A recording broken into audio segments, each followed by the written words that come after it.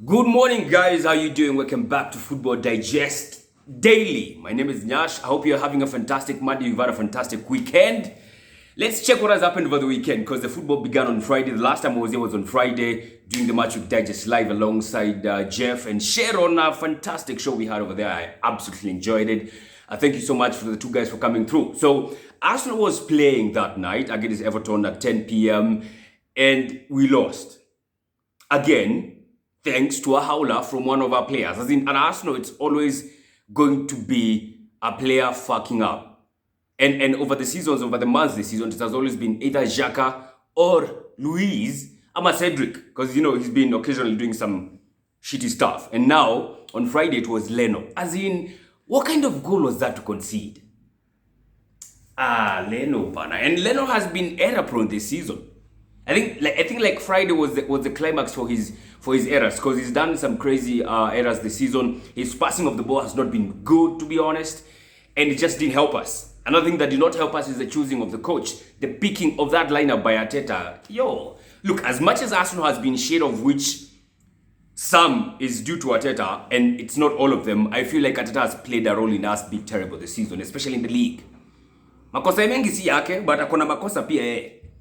Like, how do you choose Nketiah over Martinelli? There is no sane Arsenal fan who will ever choose Nketiah over Martinelli. Nobody. But Arteta, with his own wisdom and his own knowledge and what is best known to him, he decided to choose Nketiah over Martinelli, and we all know what that happened. I don't recall Nketiah making a shot. I recall seeing Martinelli making a shot on target. Na ilisumbua Pickford, by the way. So, yeah, some decisions there are just wayward. And it was only going to be a matter of time before guys like Xhaka get exposed. Now, Xhaka has been playing well as the left back, makeshift left back, of which is there because you don't have a cover of a left back. Doesn't make any... As in, how do you go to a season without a cover of a left back? Come on, as in, vitu zingine sijui ni aje bana. But Xhaka, it was only going to be a matter of time before he was exposed. You always feel like if Xhaka is taken one-on-one by a winger who's pacey and who can dribble, bro, that's a ticking time bomb waiting to explode. Right? And it happened. And it only took Richarlison one chance to go up against, to go up against Xhaka. And, Xhaka put in a last-ditch tackle, which was not successful. Richarlison akapata ball na kaenda na kadu his thing. Crazy. And I'm thinking, oh my God, if that's Richarlison, who's not even pacey, who's not even such much of a winger / dribbler, what happens when you put Xhaka up against Chukwueze on Thursday? Man, he's gonna tear Xhaka to pieces, man. Honestly, on Thursday, I don't think it would be shrewd for us to have Xhaka as a left back. I don't think so, because Villarreal, they have these pacey wingers and watatusumbua. And if it's Xhaka who's gonna be left back, I'll be holding my breath throughout the goddamn 90 minutes. And of course, out of that L, we now take off momentum from our side as we go to face Villarreal, who are also playing, but they lost to Barcelona. They did not lose to Everton. They lost to Barcelona, a team that is contending for the La Liga Championship. So, it's crazy. It's absolutely absurd. And for me, that performance sums up Arsenal's season. I mean, you play well in the second half because you were the better team in the second half, but still not clinical enough. And then when you're thinking maybe, all right, fine, maybe you'll hold out a draw, one of our players screws up and boom, 1-0 down and you take the goddamn L. And that's what it was. Then on Saturday, we had the early kickoff between Liverpool and Newcastle. And the one guy who introduced us to being afraid of early kickoff is a fan of Liverpool and almost got clapped. Liverpool are playing against Newcastle. Newcastle have been resurgent. They have not lost in their last 3. And now we have to make it that 4. Of course, Liverpool scored first. Mo Salah, quick goal in the first 10 minutes. And then Newcastle equalized courtesy of super sub of the season so far, Joe Willock. As in, Willock has now scored from the bench, I think, 3 games in a row. I don't think there's anyone who has done that this season. No one has done that. And it's crazy.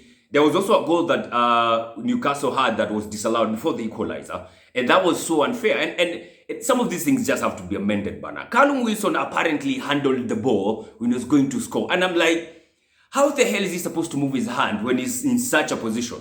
Because the ball bounced off the goalkeeper and hit Callum Wilson on the hand, then he went to score. How is he he's not a defender. Defenders are the who put their hands at the back like this when they're defending. So it'd be like, okay, the hand was not in a natural position. He's a striker. Is he supposed to go holding his hands at the back when he's going to strike? I mean, come on. What happened to ball to hand? Because that is not handball, that is ball to hand. So some of these rules, bana, they just have to. The handball rule, yo, itabidi waangalie tena, and I think it has to be amended. It has to be amended. And out of that, Newcastle got a goal again. Now the super sub Willock, and it ended 1-1 draw. Liverpool lost the 3 points, and yo, they'll fight to get the top 4.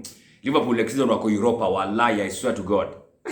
There's no way they're gonna help Europa next season, but yeah, we shall see. A couple of more games to go, like 5 more games to go to the end of the season, so there's still a lot to play. So Newcastle again, I think they are out of the woods, if you ask me, in terms of relegation. Sioni wakikuwa relegated. Then we had what do you call this? We had Chris Wood alifunga hat-trick jana. Ni jana ama ni Saturday. We had Chelsea taking on West Ham on Saturday, also a game that was bound to be interesting because the stakes were super high. Whoever was going to win that game was going to get the top 4 of the Premier League, and endeleza fight yake ya quarter 4 till the end, because Champions League, right? And Chelsea won the game 1-0 courtesy of Timo Werner. I mean, for the first time in a long time, he scored for Chelsea in the league. I don't recall him scoring in a league game. It's been amended, I think, since he scored. And then again, another rule that has to be amended, ni red card. Red card, follow through that defenders have. Like Valbuena was red carded when playing against Chelsea. He plays for West Ham. He was red carded. But red card yake ilikuwa cause he cleared the ball, but after clearing the ball, his leg landed on, I think, Chilwell's foot. So I'm like, how is he supposed to take off his foot after clearing the ball? As in how? I don't understand, because some of these rules, they make football seem like it's supposed to be played by robots. Mtu ata clear the ball and then don't follow through. Where momentum yako it clear to the ball, na uache isiende ati ugonge mseo kiatu. Ama, just don't go for the ball. Again, as in, it doesn't make any sense to me. The Valbuena red card was totally unfair. And we have seen so many of such decisions being done this season. It's just absurd, if you ask me. Some of those things just have to be amended, if you ask me. Then on Sunday, yesterday, we had Leeds United taking on Manchester United. That game ended a 0-0 draw.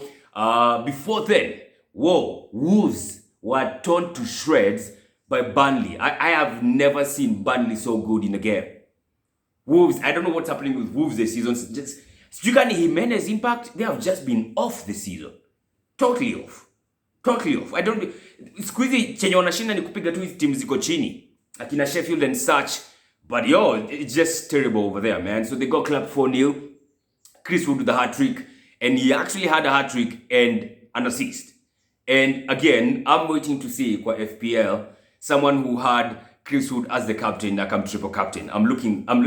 I bet there was. I've not checked, but I bet there was. Because, I mean, FPL is crazy. Some of these things that just happen, you even kind of have a feeling like, yo, this man them had a leakage or something. As in, how do you triple captain Chris Woods?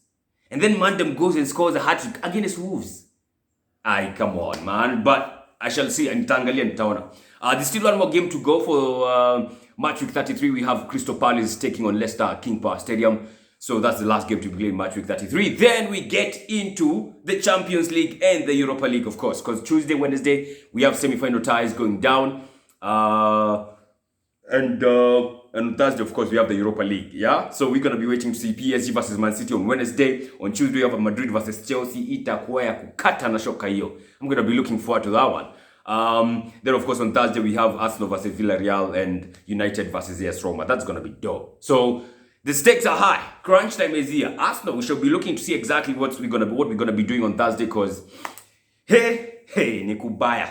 And this happened when guys were protesting on Friday. We had Kroenke out protest on Friday before the game, and yeah, they went well.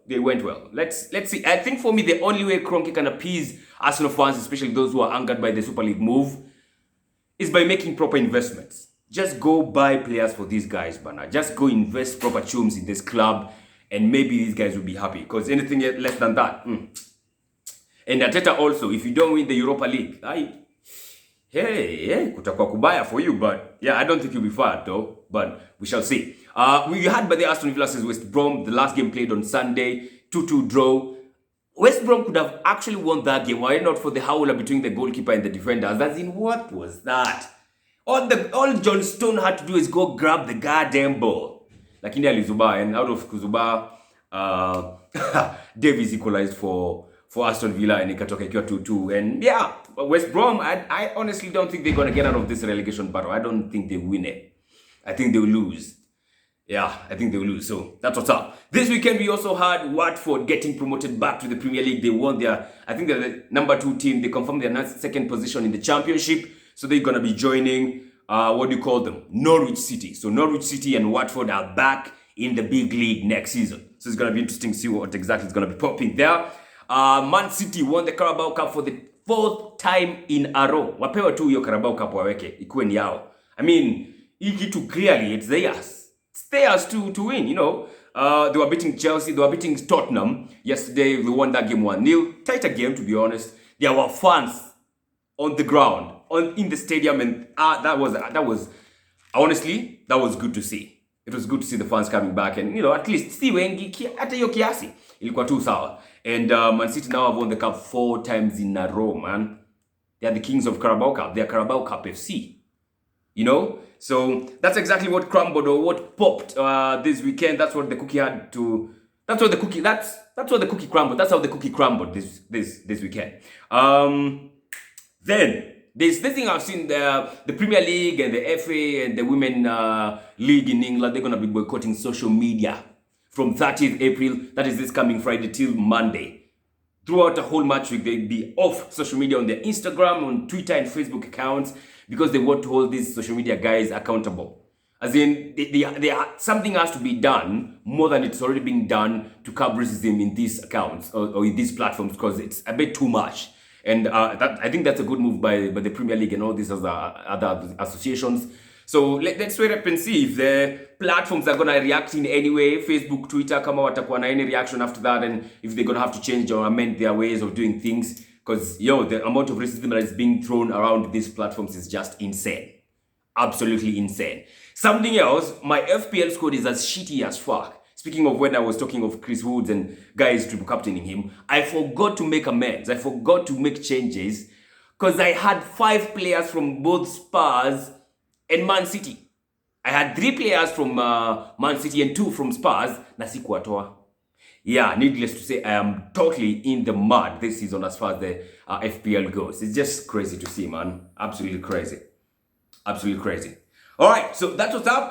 That's how the week was. That's how the cookie crumbled. My highlight again for me this week has to be Chris Woods beating Burnley, a good one. And Arsenal, of course, doing the howler because weirdly for me, I'm becoming numb to the pain. You know, like when Arsenal lose, I don't become that beat up. Especially in the league, and it's bad. I don't think it's good. It's a bad precedence that is being set.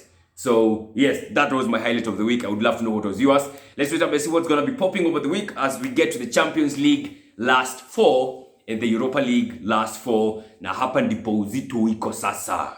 Kutoka hapa ni noma. Ngori mbaya. Alright, have a fantastic week, fantastic Monday. God bless. Take care. Stay safe.